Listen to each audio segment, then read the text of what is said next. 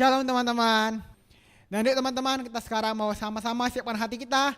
Kita sama-sama mau memuji Tuhan dan menyembah Tuhan bersama-sama. Ayo teman-teman, mari kita bersatu di dalam doa.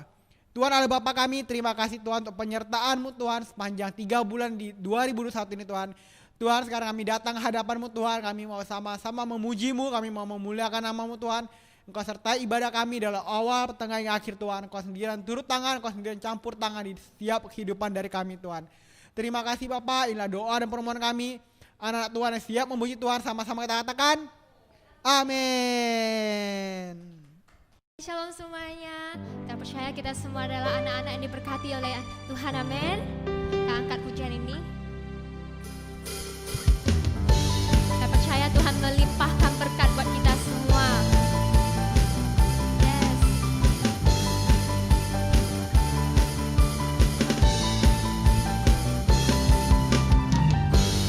Kasih setiamu nyata bagiku. Hikmat kebajikan bersedia bagiku.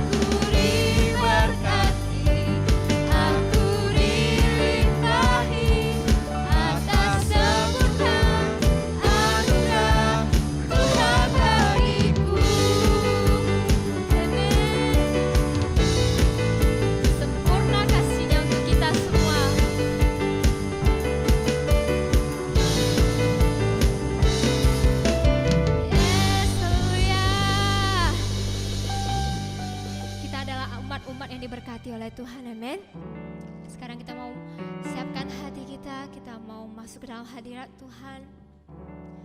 Karena kita tahu di dalam Dia ada kedamaian, ada pengharapan.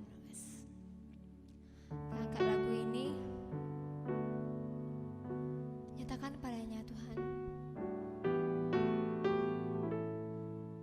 Dan satu hal yang kita rindu Tuhan itu berdiam di dalam hadirat-Mu.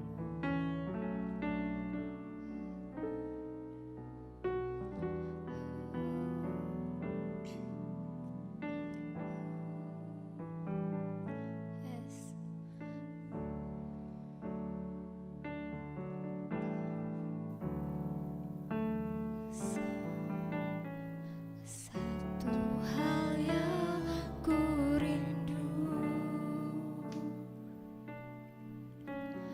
berdiam di dalam rumah-Mu. Satu hal yang ku pinta,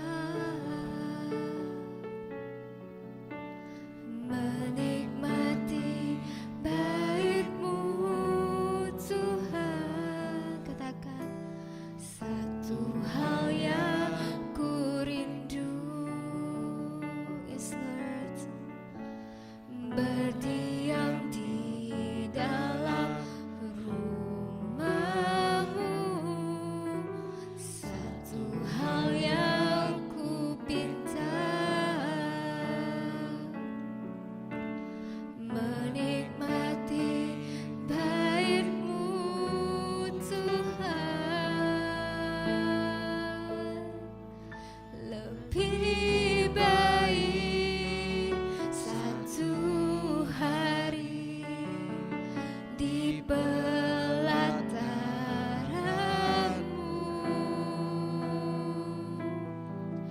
daripada 1000 hari di tempat lain.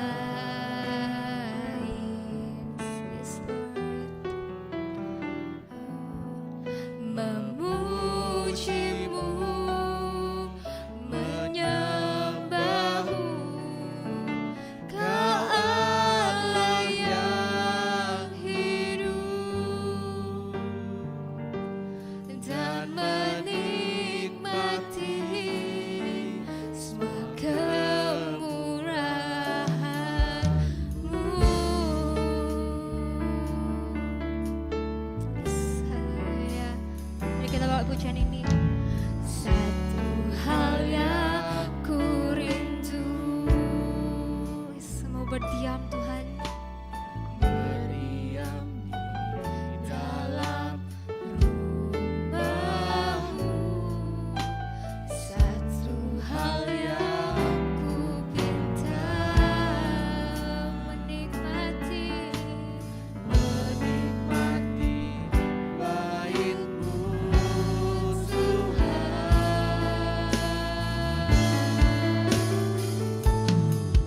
Lebih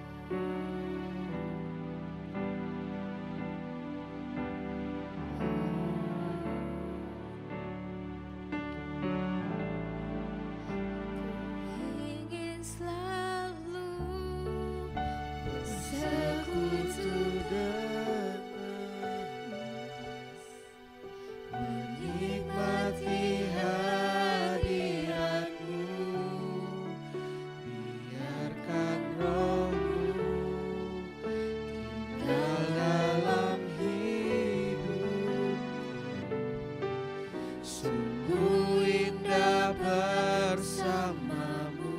Sekali lagi. Ingin selalu bersekutu denganmu, menikmati hadiratmu, biarkan rohmu tinggal dalam hidupku. Sungguh indah bersamamu selamanya. Yes Lord, hanya dekat padamu Tuhan.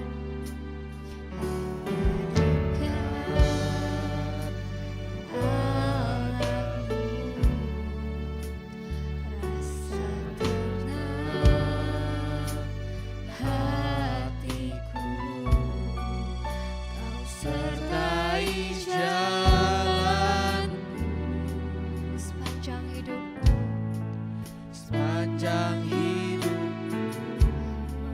Hanya dekat padamu Tuhan. mendekat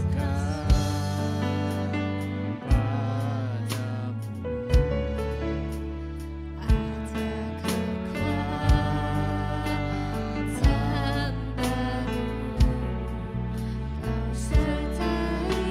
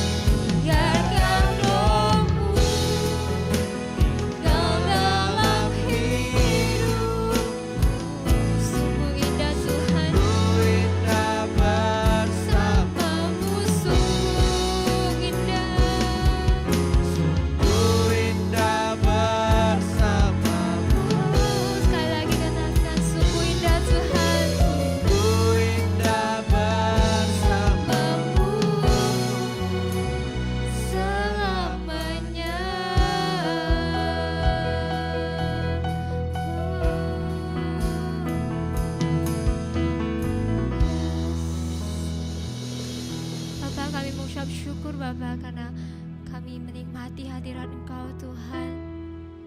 Sungguh indah Tuhan berada di dekat Engkau, karena Engkau sumber pengharapan kami Tuhan, Engkau sumber kedamaian kami Tuhan. Betapa rindunya Tuhan kami berada di samping Engkau. Terima kasih Tuhan. Tuhan, sekarang kami mau mendengarkan sebagian dari firman Engkau Tuhan.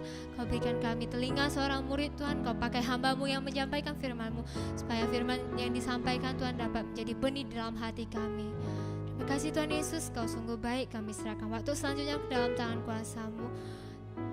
Mari kita yang percaya sama-sama kita katakan, amin. Terima kasih untuk tim pujian penyembahan yang sudah begitu luar biasa membawa kita ke dalam pujian dan penyembahan kepada Tuhan kita yang luar biasa. Baik teman-teman, ada sedikit pengumuman, yaitu bagi kalian yang masih belum tergabung di dalam Komsel, yuk teman-teman sama-sama kita join Komsel, kita sama-sama bertumbuh bareng, bersekutu bareng. Untuk informasi lebih lanjut teman-teman bisa lihat nomor yang tertera di layar. Dan juga kita akan ada persembahan, teman-teman dapat mengirimkan persembahan teman-teman ke nomor rekening yang tertera di layar, dan juga bukti transfernya dapat dikirim juga ke nomor yang ada di layar. Baik teman-teman, apakah kalian siap untuk mendengarkan firman Tuhan? Mari kita siapkan hati kita dan kita berikan sambutan yang luar biasa kepada pembicara kita malam hari ini, yaitu Koryanto. Oke, shalom semuanya. Puji Tuhan, malam hari ini kita bisa diberi kesempatan bisa berkumpul bersama-sama di youth kita pada malam hari ini.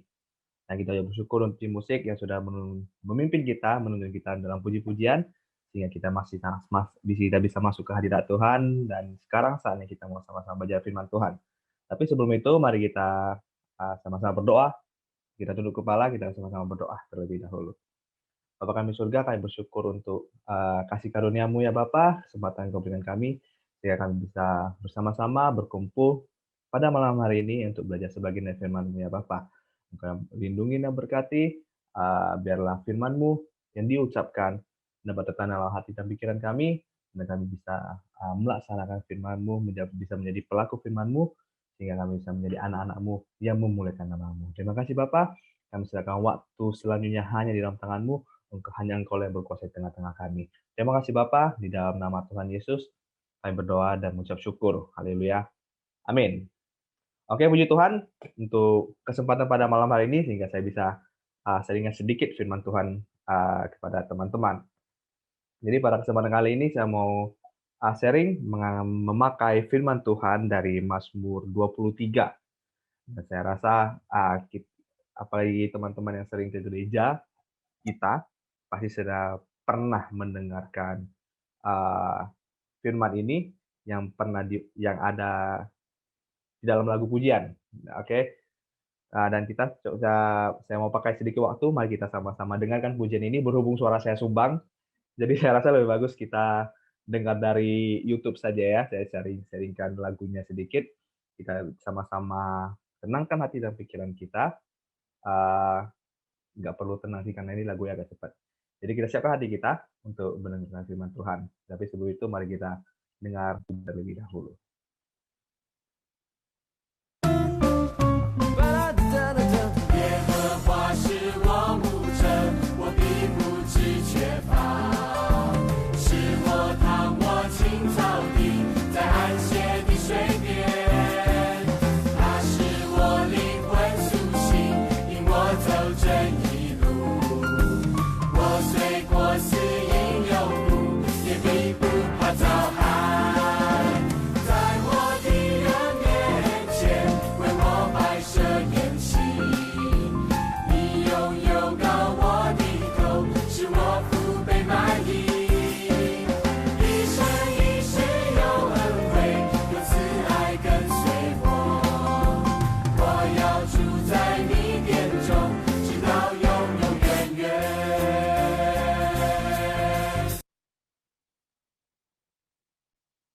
Oke, puji Tuhan, saya rasa kita semua sudah sering mendengarkan pujian ini dinyanyikan di gereja kita ya. Jadi pada malam ini, firman Tuhan yang ingin saya sharingkan untuk kita semua, yaitu di Mazmur 23, ayat 1-6. Jadi satu pasal ini cuma ada 6 ayat. Oke, jadi mari kita sama-sama baca terlebih dahulu ya. Di ayat 1, Mazmur Daud. Tuhan adalah gembalaku, takkan kekurangan aku. Ia membaringkan aku di padang yang berumput hijau, dia membimbing aku ke air yang tenang. Ia menyegarkan jiwaku, ia menuntun aku di jalan yang benar oleh karena namanya.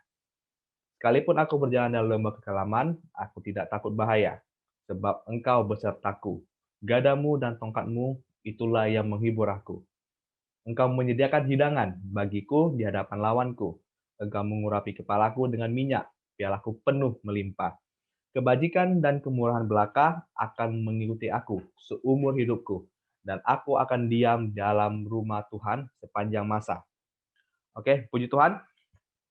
Jadi Mazmur ini ditulis oleh Daud, Raja Daud, dan kita tahu bahwa uh, Daud sebelum diurapi menjadi raja, sebenarnya dia adalah seorang gembala.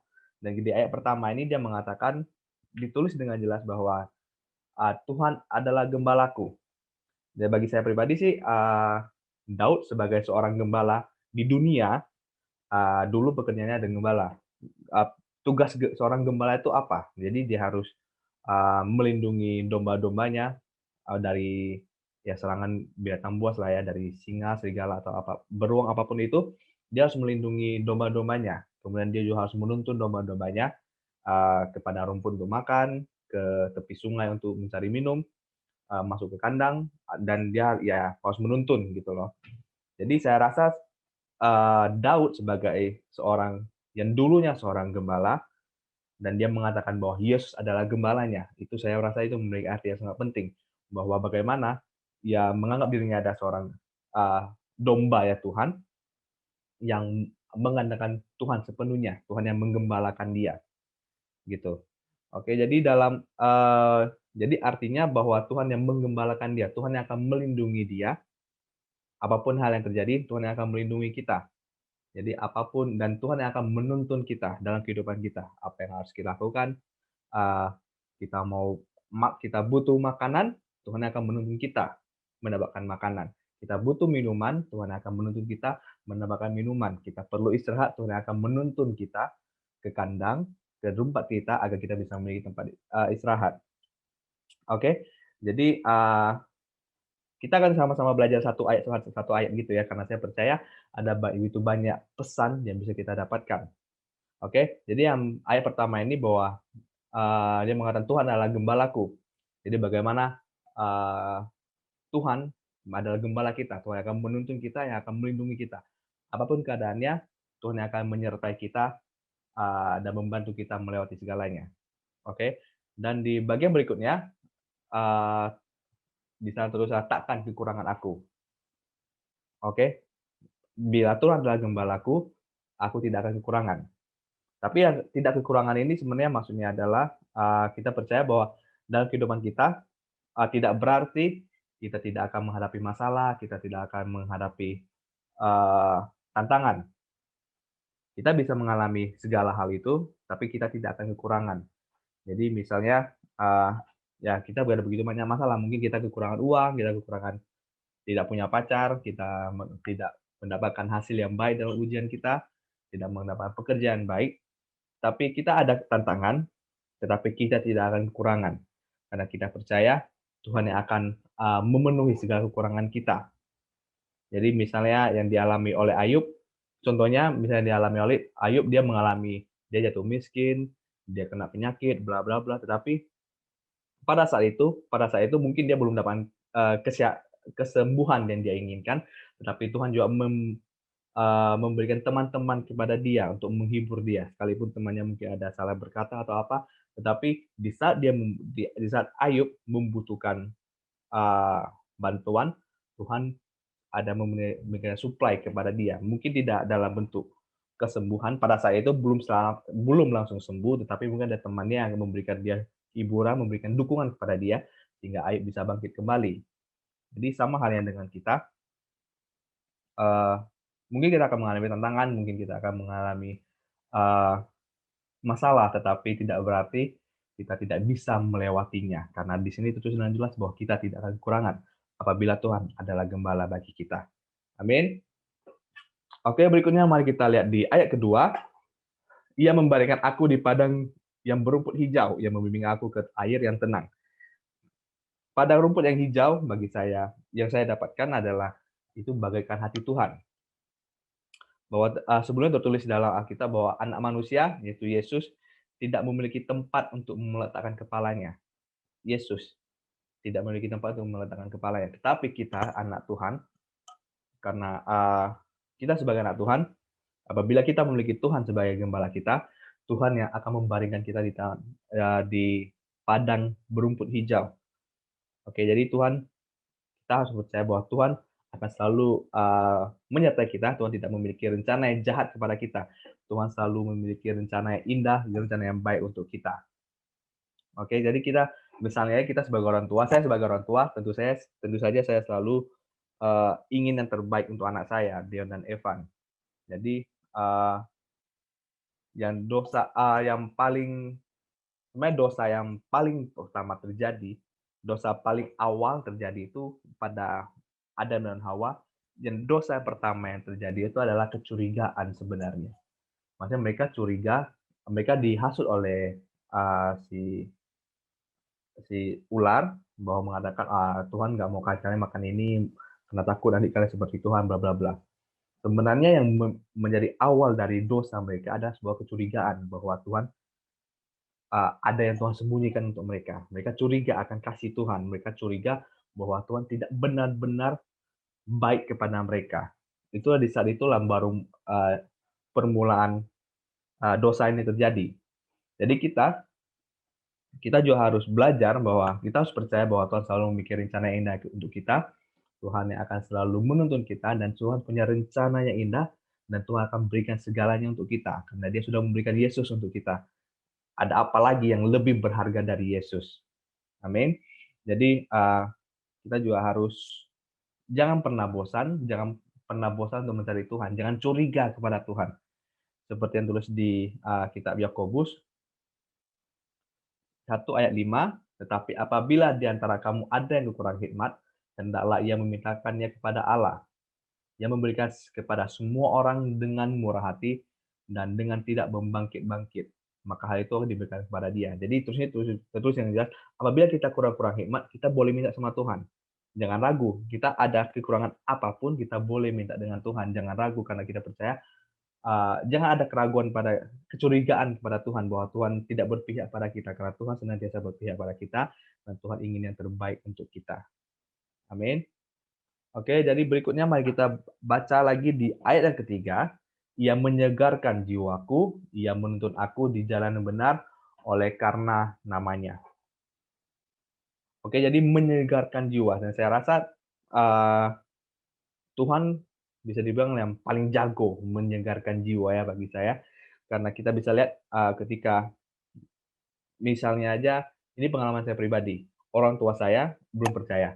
Tapi dia ketika orang tua saya ke rumah duka, dia melihat ada orang Kristen yang meninggal, dan melihat bagaimana kita orang Kristen beribadah di sana, bagaimana kita walaupun ada kehilangan, kita bisa tetap senyum, kita tetap memiliki sukacita, kita juga tetap saling menopang.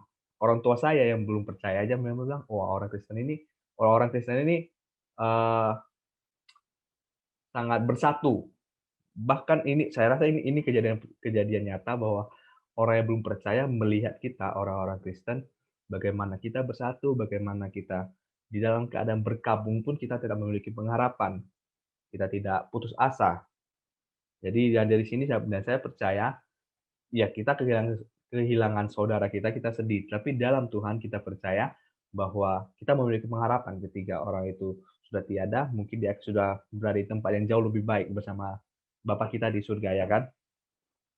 Jadi kita bisa menderita, kita bisa mencucurkan air mata, kita bisa mengalami begitu banyak masalah, tapi setelah itu kita lihat balik, kita pasti akan dapatkan sesuatu dari Tuhan. Pasti ada sesuatu yang Tuhan titipkan dari kejadian itu, walaupun ini tidak menyenangkan hati kita, tetapi pasti ada hal yang bisa kita pelajari.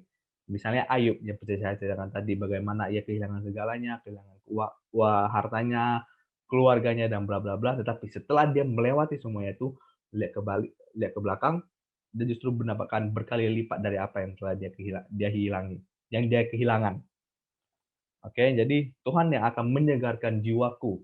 Tuhan akan menuntun kita di jalan yang benar. Oke, karena jalan Tuhan lebih tinggi daripada jalan kita. Rencana Tuhan lebih tinggi dari apa yang bisa kita pikirkan. Oke. Berikutnya kita ke ayat yang keempat. Sekalipun aku berjalan dalam lembah kekelaman, aku tidak takut bahaya, sebab Engkau besertaku. Gadamu dan tongkatmu itulah yang menghibur aku. Jadi kita percaya bahwa seperti saya katakan tadi, pencobaan terjadi itu bukannya, rencana jahat Tuhan, tetapi dari segala hal-hal buruk yang kita alami sekalipun, itu ada berkat terselubung di dalamnya, ada kebaikan untuk kita, gitu. Jadi, kita bisa lihat bahwa, eee, di sini tertulis bahwa ketika aku dalam kekelaman aku tidak takut. Nah, kita percaya bahwa, eee, kita di dalam lembah kekelaman pun itu keadaan itu tidak selamanya. Mungkin kita menghadapi masalah, mungkin kita ada tantangan, tapi itu tidak akan selamanya. Kita akan selalu, karena Tuhan beserta kita, jadi kita tidak perlu takut. Itulah artinya pentingnya, Allah Immanuel bagi saya pribadi ya. Tuhan beserta saya itu adalah sebuah hal yang sangat penting, sehingga saya pun menamai anak-anak saya nama tengah mereka Immanuel, karena saya percaya Tuhan beserta kita itu sangat penting. Jadi, dan kita semua percaya, saya rasa kita semua walaupun kita masih muda sekalipun, ada begitu banyak hal dari pengalaman kita, mungkin ketika kita mengalaminya kita tidak enak gitu ya, tidak menyenangkan, tetapi setelah itu coba kita pikir balik, dari hal itu terjadi, ada begitu banyak hal yang bisa kita pelajari atau ada berkat Tuhan yang terselubung yang dengan adanya kejadian itu justru memberkati kita. Jadi ada seorang, pendeta di Amerika yang, menceritakan ketika kita mengalami suatu masalah atau kesulitan, eee, ada 2 hal yang bisa kita pelajari. Yang pertama adalah, pelajaran apa yang bisa kita dapatkan dari kejadian ini. Dan yang kedua adalah, kita juga harus berdoa pada orang yang sedang mengalami apa yang kita alami sebelumnya, gitu. Karena kita tahu kesulitannya, karena kita tahu tahu penderitaan mengalami hal ini, jadi kita bisa berdoa, kita lebih mengerti, jadi kita harus berdoa bagi orang yang mengalami musibah atau masalah tersebut. Amin. Jadi, di sini juga dari ayat 1 sampai 3 itu mengatakan bahwa, "Iya, iya, iya." Dia mengatakan Yesus sebagai misalnya, "Ia adalah gembalaku, ia membaringkan aku di padang rumput, ia menyegarkan jiwaku, ia menuntut." Tapi di ayat keempat ini, ketika kita menghadapi masalah, ketika kita berjalan di dalam lembah kekelaman, "Aku tidak takut sebab Engkau besertaku." Di sini, dia memakai kata "engkau", seakan-akan saya sedang berbicara pada Tuhan. Dari ayat 1 sampai 3 itu mengatakan bahwa iya, iya, iya, seakan Tuhan itu orang ketiga. Mungkin ada jarak, tetapi di ayat keempat dan seterusnya itu mengatakan bahwa dia memanggil Tuhan sebagai engkau. Bahwa Tuhan, seakan-akan kita sedang berbicara dengan Tuhan, seakan-akan kita dalam kontak dengan Tuhan, kita berkomunikasi dengan Tuhan, kita lebih intim dengan Tuhan. Sehingga di ayat keempat dan seterusnya itu mengatakan memanggil Tuhan sebagai engkau. Karena Tuhan dekat dengan kita. Jadi, dan bagian yang berikutnya itu bagaimana gadamu dan tongkatmu itulah yang menghibur aku. Dan aku juga sengaja pergi cari ya, gada itu apa, tongkat itu apa. Gada itu bagaikan, stick baseball tapi lebih kecil. Jadi tugasnya itu untuk, eee, melindungi domba-domba daripada, eee, binatang buas.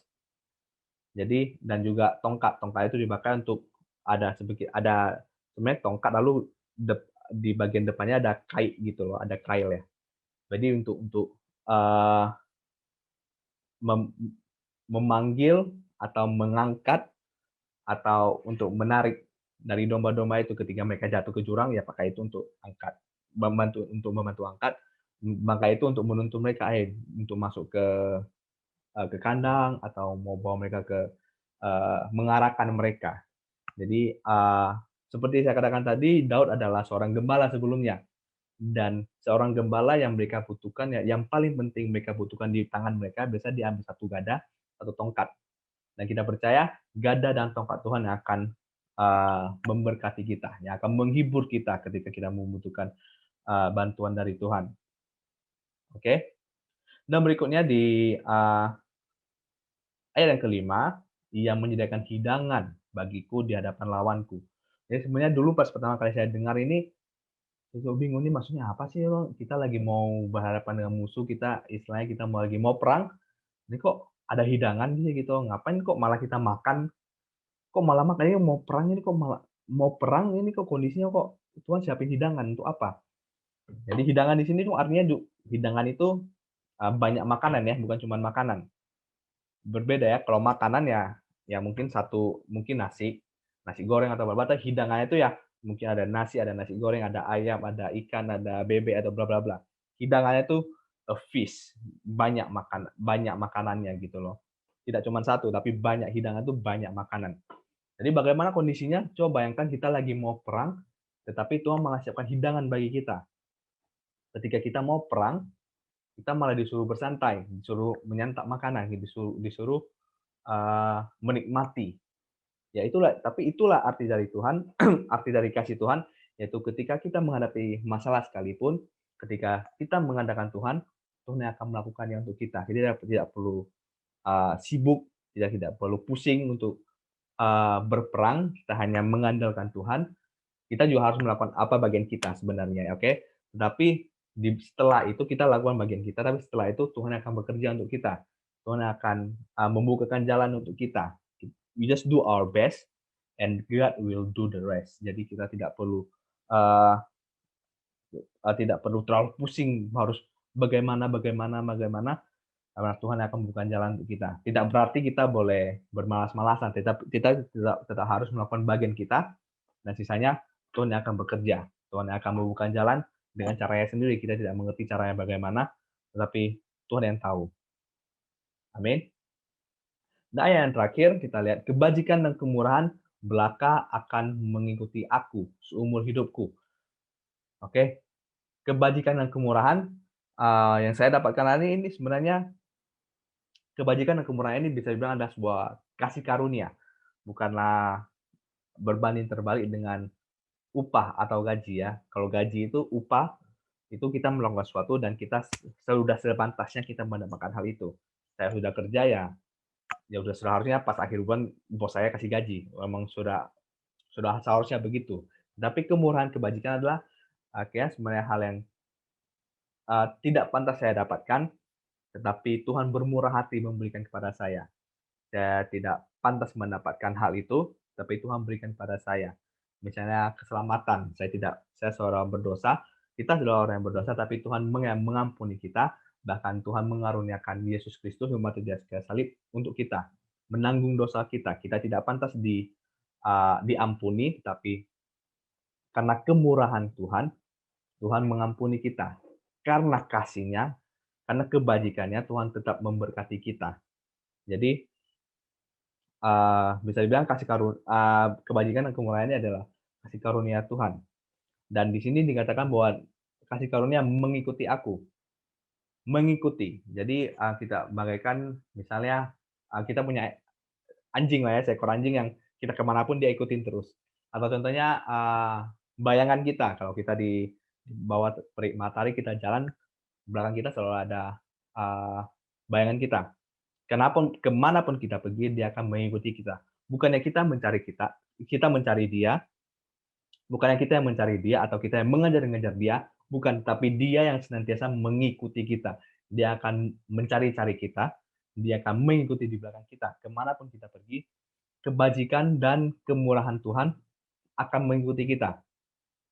Jadi bukan kita mencari dia, tapi mereka yang akan mengikuti kita. Kasih karunia Tuhan yang akan mengikuti kita. Bukannya kita harus melakukan ini untuk mendapatkannya, tapi kebajikan Tuhan yang akan mengikuti kita ketika kita mengandalkan Tuhan, ketika kita menjadikan Tuhan sebagai gembala kita. Amin. Dan yang bagian terakhir, aku akan diam di dalam rumah Tuhan sepanjang masa. Jadi diam di sini artinya bukannya diam begini ya, nggak ngapa-ngapain. Diam di sini artinya menempati, atau dalam bahasa Inggris itu dwell. I will dwell in the house of the Lord forever. Dwell, menempati, mendiami tempat itu. Akhirnya akan mendiami rumah Tuhan sepanjang masa, sepanjang hidupku. Jadi bisa dibilang saya akan pulang ke rumah saya, rumahnya Tuhan. Saya akan pulang, bukannya pergi, tapi saya akan pulang ke rumah Tuhan. Amin. Jadi dari ke-6 ayat ini kita bisa belajar bahwa begitu besar kasih Tuhan pada kita. Ketika kita mengandalkan Tuhan, ketika Tuhan adalah gembala kita, ada begitu banyak kasih karunia-Nya yang bagi kita. Tuhan akan membaringkan kita di padang gurun, di padang yang berumput hijau. Dia akan menjagakan jiwa kita, dia akan menuntun kita. Sekalipun kita dalam kekelaman, kita tidak perlu takut, karena Tuhan yang akan menyertai kita. Tuhan juga akan menyediakan hidangan bagi kita, dan kasih karunia-Nya, kebajikan dan kemurahan-Nya akan senantiasa menyertai kita. Jadi kita tidak perlu takut, karena Tuhan yang akan senantiasa menyertai kita. Dan sebagai penutup, kita bisa satu firman lagi yang saya ingin sharingkan, yaitu di Wahyu 3 ayat 20. Oke.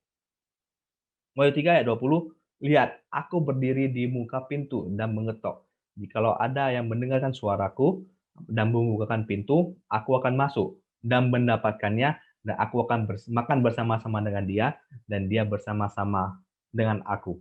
Jadi, di sini dikatakan bahwa Tuhan berdiri di muka pintu dan mengetok. Jadi, Tuhan sedang berdiri di depan pintu hati kita, mengetok pintu. Apakah kita mau membukakan hati kita agar Tuhan bisa masuk, dan ketika Dia masuk di dalam hati kita, maka kita juga akan mendapatkan begitu banyak berkat, kasih karunia dan janji yang sudah Tuhan sampaikan di dalam di dalam Alkitab bagi kita. Jadi sekarang mari kita sama-sama renungkan, kita bagi sejenak waktu, kita renungkan sejenak bagaimana Tuhan sudah berdiri di depan pintu hati kita, dan Ia mengetok pintu hati kita. Apakah kita bersedia untuk membuka pintu hati kita untuk Tuhan? Dan ketika kita masuk, Tuhan akan makan bersama-sama dengan kita, Tuhan akan bersama-sama dengan kita, dan kita akan bersama-sama dengan Dia. Dan ketika kita mengandalkan Tuhan, ketika Tuhan ada di dalam hati dan pikiran kita, ketika Tuhan adalah gembala kita, Tuhan akan menuntun kita dalam kehidupan kita, Tuhan akan menyegarkan hati kita, Tuhan akan memberikan hidangan bagi kita di depan lawan kita, kebajikan dan kemurahan-Nya akan senantiasa mengikuti kita, dan kita akan mendiami rumah Tuhan sepanjang masa. Jadi apakah kita bersedia membuka pintu hati kita untuk Tuhan? Mari kita bersatu dalam doa. Bapa kami di surga, kami bersyukur Bapa untuk firman-Mu, kami bersyukur untuk kasih karunia-Mu, kami bersyukur untuk kemurahan-Mu ya Bapa. Kami dengan segala keterbatasan kami, dengan segala kekurangan kami, tapi Engkau tetap membuka tangan-Mu bagi kami. Ketika kami membukakan pintu hati kami, maka Engkau akan masuk, dan Engkau akan bersama-sama dengan kami, dan Engkau akan makan bersama kami. Kami bersyukur ya Bapa, kami memiliki Tuhan yang begitu mengasihi kami. Kami bersyukur dengan segala keterbatasan kami, Engkau tetap mau menerima kami ya Bapa. Dan sekarang ajari kami untuk bukakan hati kami, agar Engkau bisa masuk dalam hati kami, agar Engkau dapat menjadi gembala kami ya Bapa. Dan kami percaya Engkau akan menuntun kami, Engkau akan mengembangkan kami menjadi pribadi yang lebih baik, pribadi yang berkenan bagi-Mu, pribadi yang memuliakan nama-Mu dalam segala hal yang kami lakukan. Kami bersyukur Bapa, Engkau yang ajari kami, Engkau yang tuntun setiap langkah yang kami ambil dalam kehidupan kami. Terima kasih Bapa, kami serahkan hidup kami hanya di dalam tangan-Mu. Biarlah kami bisa mendiami rumah-Mu sepanjang umur kami, sepanjang masa. Terima kasih Bapa, di dalam nama Tuhan Yesus kami berdoa dan mengucap syukur. Haleluya. Amin. Tuhan memberkati kita semuanya. Oke, teman-teman, sebagai penutup mari kita sama-sama berdoa untuk menutup ibadah kita pada malam hari ini. Mari kita sama-sama tutup mata kita dan mengangkat tangan kita. Bapa kami yang di surga, kami bersyukur Bapa untuk penyertaan-Mu, untuk kasih karunia-Mu sepanjang malam ini, sepanjang ibadah kami ya Bapa. Engkau yang berkati kami, biarlah firman-Mu dapat tertanam dalam hati dan pikiran kami. Dan sekarang kami akan mengakhiri ibadah kami ya Bapa. Kiranya kasih karunia-Mu senantiasa menyertai kami semua. Dalam satu minggu yang akan datang ini, Engkau berkati kami keluar dan masuk, berkati segala hal yang kami lakukan, Engkau berikan kelancaran, berikan kami keberhasilan, biarlah kasih karunia-Mu, kebajikan-Mu, kemurahan-Mu yang senantiasa menyertai kami, sehingga segala yang kami lakukan bisa berhasil, dan di dalam kehidupan kami bisa memuliakan nama-Mu, di dalam nama Tuhan Yesus. Engkau berkati anak-anak muda di sini ya Bapa, ajari kami menjadi kepala, bukan ekor, ajari kami dapat semakin dekat lagi dengan Engkau, berkati kami dengan hati yang lebih membara lagi bagimu ya Bapa, dan kami bisa melayani Engkau, dan juga melayani sesama dengan lebih baik lagi ya Bapa. Terima kasih Bapa, kami serahkan anak-anak muda ini hanya ke dalam tangan-Mu, karena kami percaya Engkau akan memberkati kami semua secara luar biasa. Terima kasih Bapa, di dalam nama Tuhan Yesus, kami berdoa dan mengucap syukur. Haleluya. Amin. Sampai jumpa minggu depan. Tuhan memberkati kita semua.